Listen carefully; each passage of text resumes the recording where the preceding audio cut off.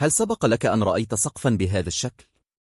حديد مكشوف، متآكل، ومظهر يثير القلق. دعني أشرح لك الأمر من وجهة نظر هندسية دقيقة. ما تراه في الصورة هو سقف خرساني أزيل عنه الغطاء الخرساني، فكشف حديد التسليح.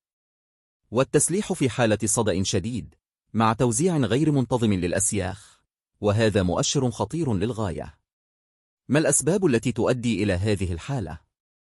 أولاً، وجود تسرب دائم للمياه أو رطوبة عالية.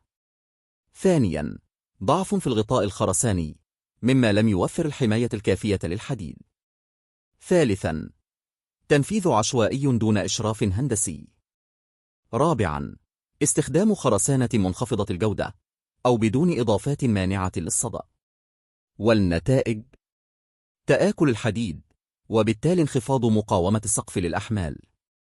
تشقق في الخرسانة وتفتتها. احتمال انهيار جزئي أو كلي في بعض الحالات. فما هو الحل؟ إزالة الصدأ تماما من حديد التسليح. استخدام مواد ترميم خاصة تحتوي على إضافات مانعة للتآكل. تدعيم التسليح أو استبداله إذا لزم الأمر. تطبيق عزل مائي فعال للوقاية من أي تسرب مستقبلي.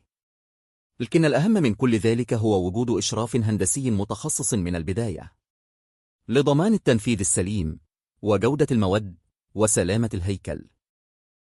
إذا لاحظت وجود صدأ أو تشققات في سقف منزلك أو مشروعك، فلا تتردد في التواصل معنا. المهندس للاستشارات الهندسية. خبرتنا ضمان لسلامتك.